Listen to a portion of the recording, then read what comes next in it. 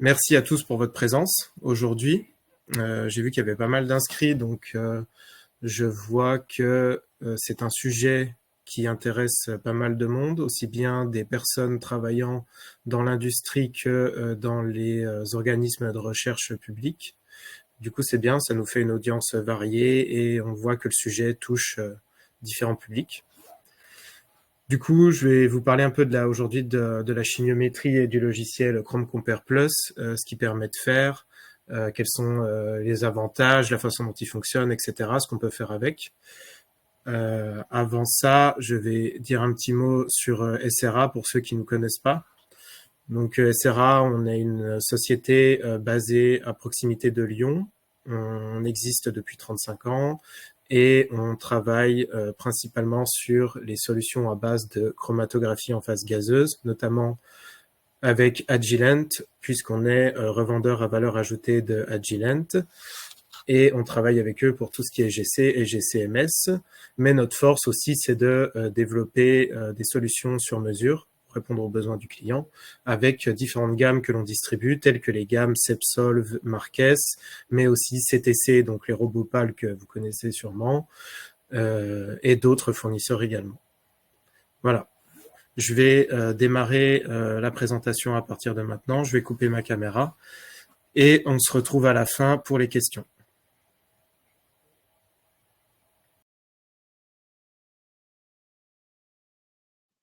Dans un premier temps, nous allons voir ce qu'est la chimiométrie et comment elle peut nous permettre de traiter les données plus efficacement. Les progrès de la technologie des instruments d'analyse conduisent à des résultats toujours plus exhaustifs et précis. Le revers de la médaille est que les données produites sont de plus en plus complexes à traiter manuellement sans l'aide d'un logiciel spécifique. Le logiciel Chrome Compare Plus a été conçu pour répondre à ces nouveaux besoins en traitement de données chromatographiques. Il permet d'automatiser et de simplifier l'exploitation des résultats et de donner du sens à des données complexes. Lorsqu'on réalise des analyses dites exploratoires ou non ciblées, il est important de ne pas se limiter aux composés présents majoritairement dans l'échantillon. Dans le même temps, il n'est pas possible d'identifier et de quantifier manuellement l'ensemble des composés, car ceci prendrait trop de temps. Il faut donc identifier des composés qui sont des marqueurs de différence entre des groupes d'échantillons pour ensuite éventuellement les quantifier. Cette démarche permet par exemple l'identification des biomarqueurs, de déterminer l'origine et la composition des aliments, la caractérisation des produits pétroliers, le contrôle qualité des produits finis basés sur leur composition, le profilage des parfums afin de tenter de relier les senteurs aux composés présents, les analyses environnementales en discriminant automatiquement en échantillons pollués des propres, ou enfin l'identification de la nature des accélérateurs de flammes sur les sites d'incendie afin de déterminer leur origine, accidentelle ou criminelle. La chimiométrie englobe un ensemble de méthodes mathématiques et statistiques qui permettent de traiter de grandes quantités de données complexes et de fournir des informations significatives à partir de ces données. Dans le contexte de l'AGC, la chimiométrie peut être utilisée pour plusieurs objectifs. En premier, le pré-traitement des données. Avant d'analyser les données chromatographiques, il est souvent nécessaire d'appliquer des pré-traitements pour réduire le bruit, aligner les temps de rétention, pondérer les intensités, etc. La chimiométrie offre des méthodes pour effectuer ces opérations de manière efficace et automatique. Ensuite, pour l'analyse des données. Les méthodes statistiques comme l'analyse en composants principaux, PCA en anglais, peuvent être appliquées pour extraire des informations significatives à partir des données chromatographiques. Par exemple, le PCA peut aider à identifier des marqueurs de différenciation ou de similitude, des regroupements d'échantillons ou des anomalies dans les profils chromatographiques. Puis, pour la modélisation et prédiction, la chimiométrie permet de développer des modèles statistiques qui peuvent prédire certaines propriétés ou caractéristiques des échantillons en se basant sur les données chromatographiques et donc leur composition. Cela peut être utile pour la prédiction des concentrations, l'identification de composés inconnus, etc. Enfin, pour l'optimisation de méthodes, la chimiométrie peut servir à optimiser les conditions expérimentales de la GC, telles que le choix de la colonne, les paramètres de température, les débits de gaz, etc. L'objectif est d'améliorer la séparation et la résolution des composés. En somme, la chimiométrie appliquée à la GC permet d'exploiter au mieux les informations contenues dans les données chromatographiques, de résoudre des problèmes complexes et d'optimiser les processus analytiques pour une meilleure compréhension des échantillons étudiés.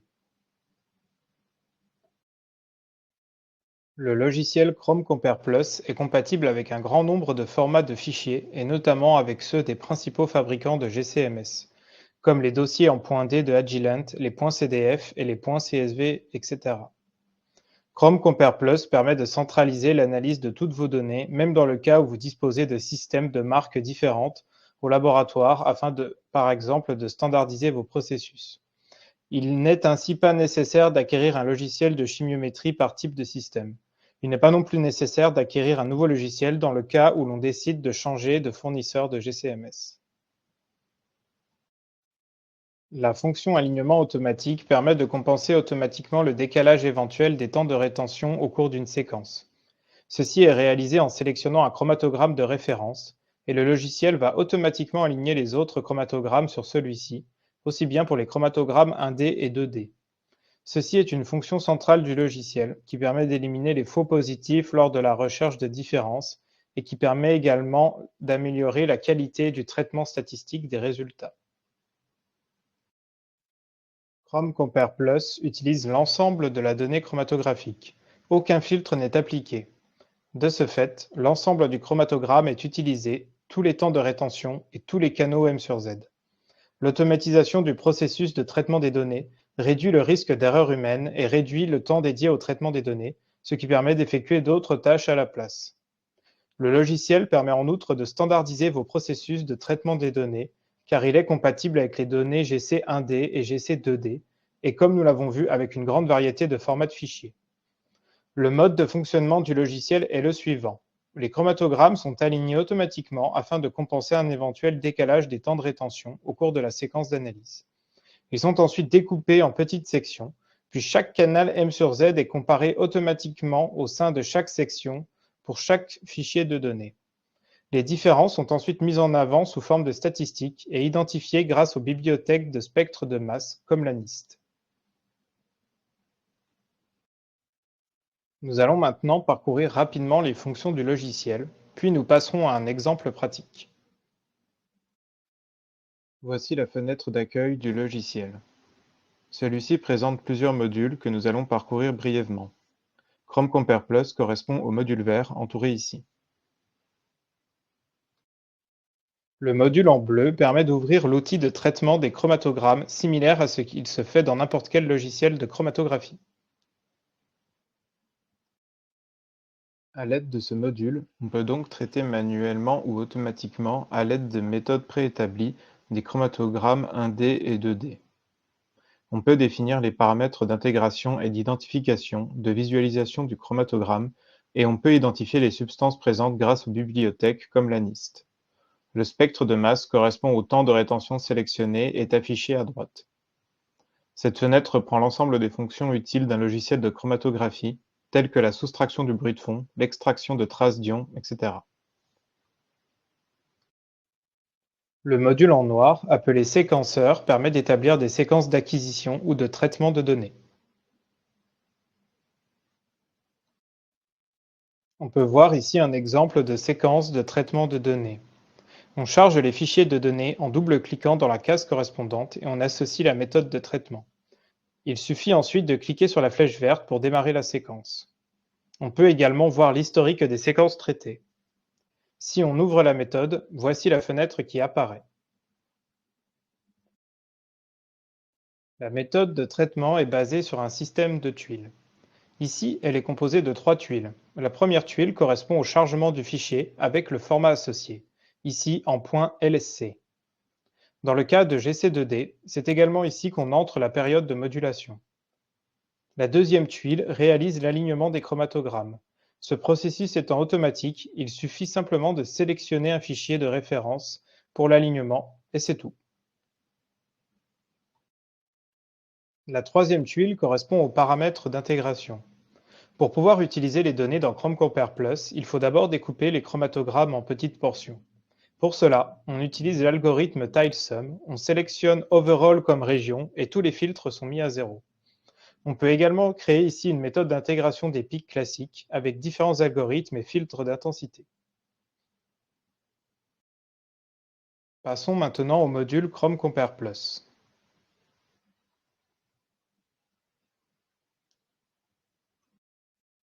En cliquant sur le module vert, cette fenêtre apparaît.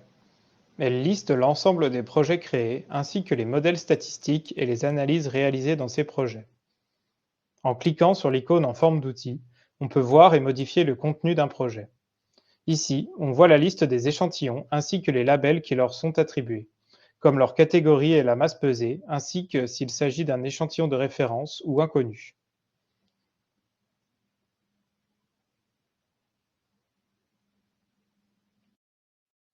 La fenêtre d'interface de Chrome Compare Plus est celle-ci. L'interface est claire et reprend l'ensemble des informations du projet et les résultats. Nous allons la parcourir ensemble dans un instant.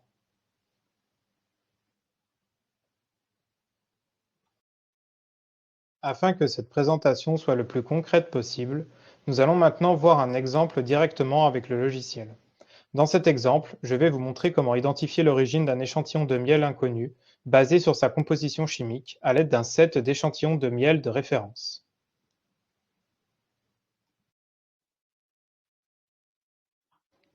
Voici donc la fenêtre d'accueil du logiciel. On retrouve les différents modules comme vu précédemment.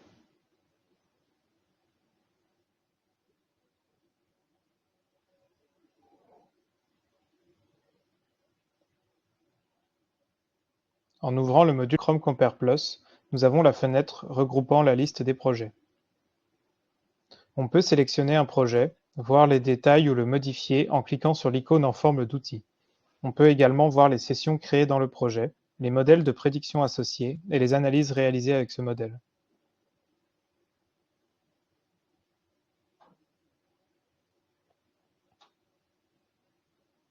On ouvre maintenant les détails du projet qui ont déjà été créés.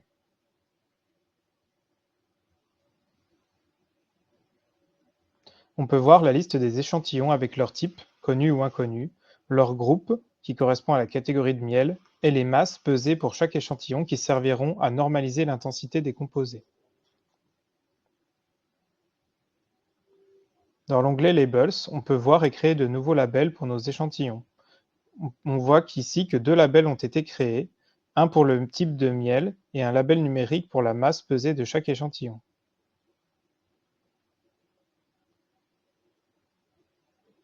On ouvre ensuite la fenêtre principale de Chrome Compare Plus qui reprend l'ensemble des éléments du projet. Sur la gauche de la fenêtre, on voit l'ensemble des filtres qui peuvent être appliqués sur les features. Les features correspondent à un temps de rétention et un canal M sur Z et peuvent donc correspondre à un composé. On voit également en bas les paramètres du modèle statistique. Dans le tableau du haut, la liste des échantillons est présentée.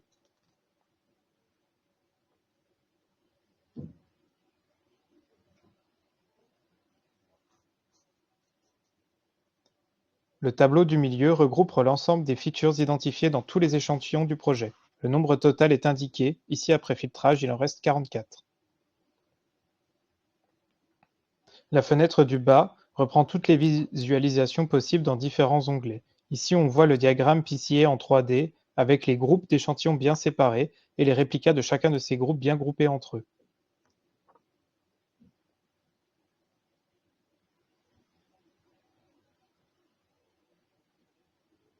On peut réduire le PCA à 2 dimensions en supprimant le troisième axe.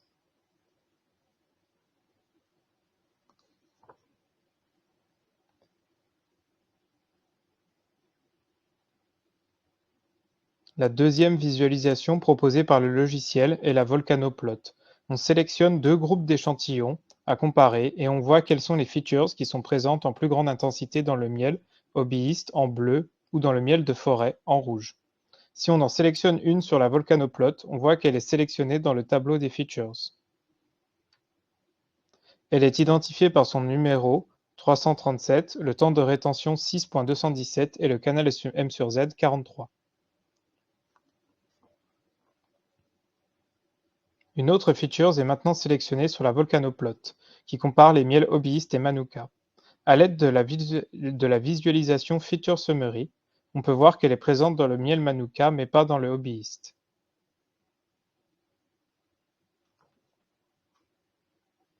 On peut ensuite chercher le canal M sur Z et le temps de rétention dans un chromatogramme d'un échantillon de miel hobbyiste. Pour cela, on utilise la fonction Add Peak Batch et on colle les caractéristiques des features précédemment copiées.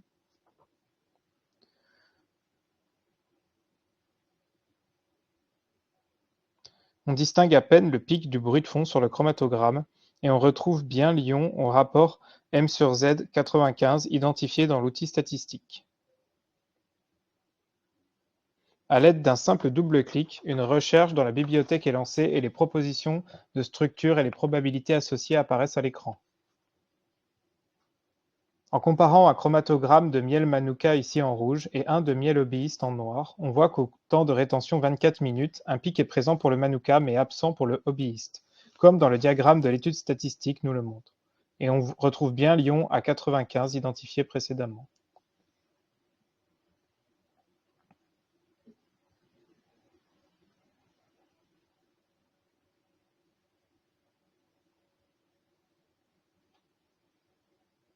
Une autre visualisation proposée est la hplot, qui permet de comparer rapidement la composition de deux échantillons, ou dans ce cas-ci deux groupes d'échantillons, avec les intensités des features d'un groupe en bas et de l'autre en haut.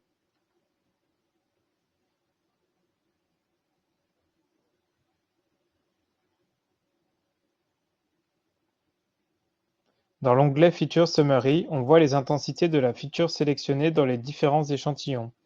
On voit qu'ici cette feature est présente dans le miel hobbyiste mais beaucoup moins dans les autres groupes. La dernière visualisation est la boxplot pour la feature sélectionnée. Celle-ci permet aussi de voir les intensités dans les groupes d'échantillons, mais rajoute les barres d'erreur calculées avec la précision sur les 4 réplicas du groupe. Le nombre de features peut être réduit de différentes manières via les fenêtres de droite. On peut filtrer l'intensité relative ou absolue pour ne garder que les signaux les plus intenses. On peut ensuite normaliser selon plusieurs modes de calcul comme le grand total, mais aussi la masse pesée des échantillons dans notre cas. En cliquant sur Apply dans chacune des cases, les résultats et les visualisations comme le PCA sont mis à jour en temps réel. On peut ensuite encore restreindre le nombre de features via la fonction Feature Discovery.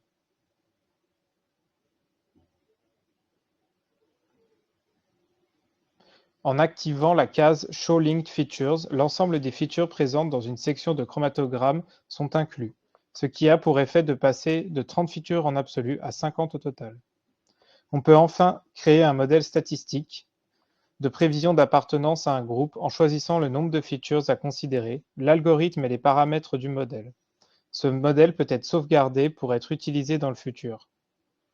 Le pourcentage de confiance du modèle est ensuite affiché en face de chaque échantillon.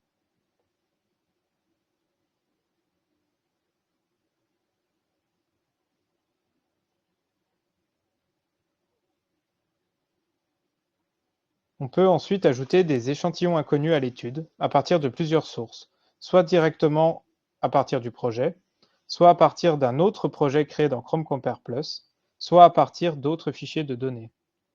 On choisit ensuite les fichiers correspondant aux échantillons inconnus.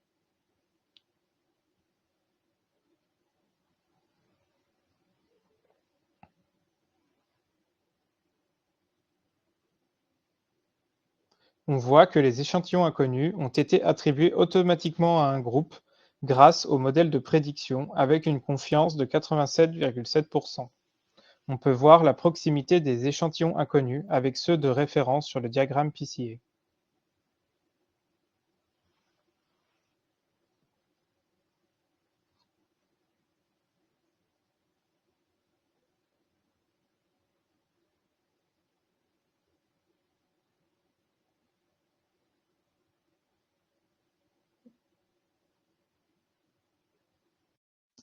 Nous allons à présent parcourir 3 exemples d'applications différentes. 2 récoltes de différents thés, printemps et été, ont été analysées en triplicats. Après avoir traité les résultats, on observe que les thés récoltés au printemps et en été sont bien séparés, en rouge et en bleu. Cette séparation est basée sur le top 100 des différences significatives sur les 100 000 générés par le logiciel. On peut aussi voir qu'un thé se démarque des autres. En utilisant la fonction Discovery du logiciel, on peut s'intéresser à l'abondance d'un marqueur présent à différentes intensités. En utilisant le nom de la tuile qui contient les temps de rétention, plus le canal M sur Z, on peut facilement chercher dans le chromatogramme et identifier ce marqueur à l'aide de la bibliothèque. Comme ici sur la tuile à 30,9 minutes dans la première dimension, 1,3 dans la seconde au canal M sur Z 174. Le logiciel remarque que l'intensité de ce pic est différente entre la récolte du printemps et d'été. Ce pic est identifié comme étant du 4-méthyl-2-phényl-2-pentanal qui apporte des goûts et arômes caractéristiques de la récolte d'été. Le top 50 des marqueurs trouvés peut aussi être visualisé sous forme d'une volcanoplotte comme ici. Plus le point représentant le marqueur s'éloigne du centre du graphique, plus il est caractéristique de son groupe d'échantillons associés. Ici, la distinction entre la récolte du printemps et celle d'été est basée sur la présence de molécules spécifiques de la seconde récolte. Les différences significatives consistent en la présence, ou une plus forte abondance, de molécules dans le thé d'été.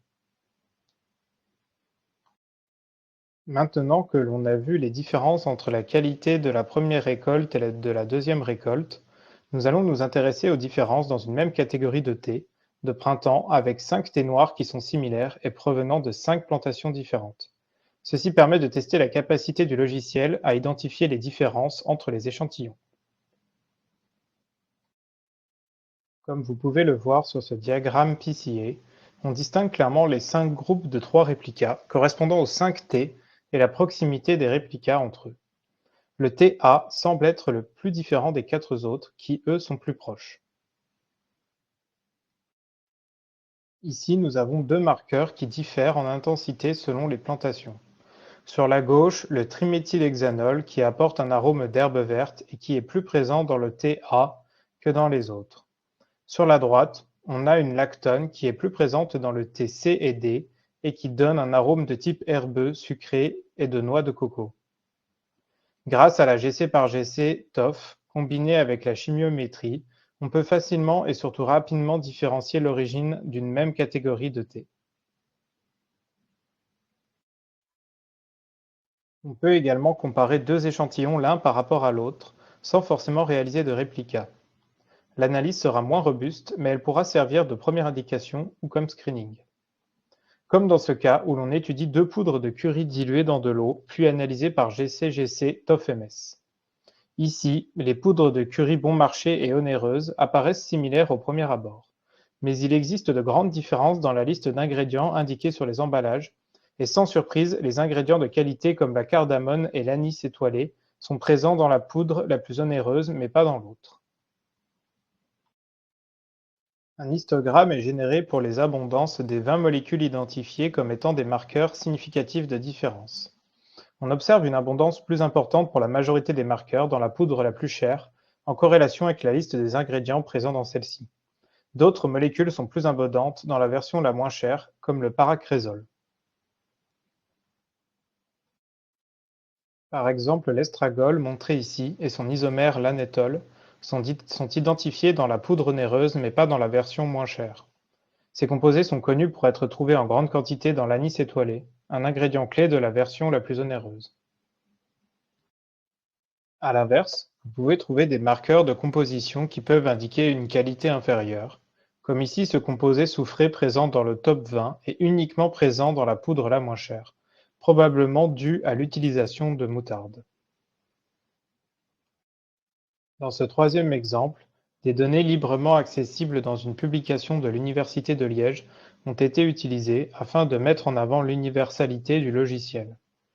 Les données sont au format universel .cdf et contiennent les chromatogrammes GC2D de 5 bières aromatisées aux fruits obtenues par SPME GC par GC TOF-MS, le tout en 5 réplicas.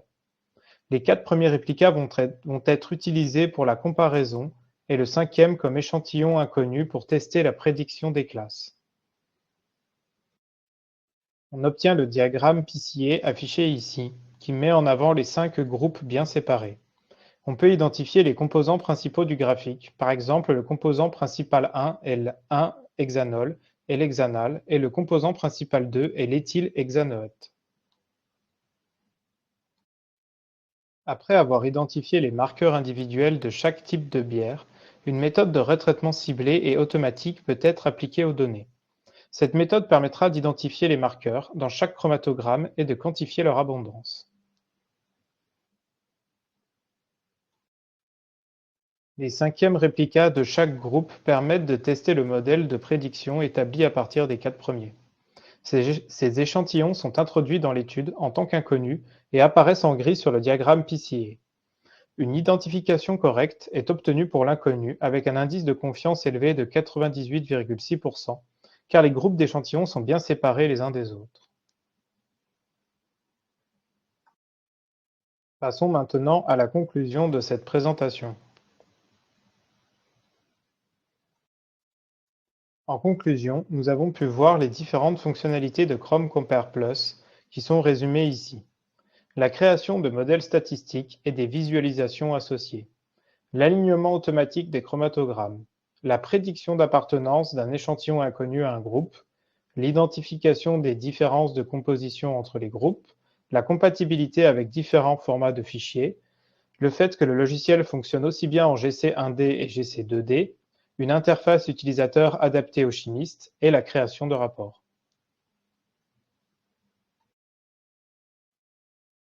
Sepsolve propose une gamme complète d'appareils et de logiciels répondant aux nouveaux besoins en chimie analytique. Les appareils de thermodésorption Sentry et Unity permettent de préconcentrer les échantillons et d'analyser les composés organiques volatiles de manière automatisée. Le modulateur fluidique Insight permet d'apporter la deuxième dimension de manière simple et sans fluide cryogénique dans les GC. Le spectromètre de masse à temps de vol Benchtop 2 possède la capacité d'acquisition en tandem à 2 énergies d'ionisation, une à 70 électronvolts pour une comparaison à une base de données et une plus faible à 14 électronvolts. Cette dernière permet une identification possible des isomères. Cette technologie brevetée permet aussi de travailler sur une plus grande plage dynamique de concentration, en jouant sur le temps d'ionisation des molécules. Et enfin, une suite logicielle complète pour la GC 1D et 2D, ainsi que la chimiométrie, dont nous venons de parler. Merci pour votre attention et n'hésitez pas à poser vos questions dans la fenêtre du chat.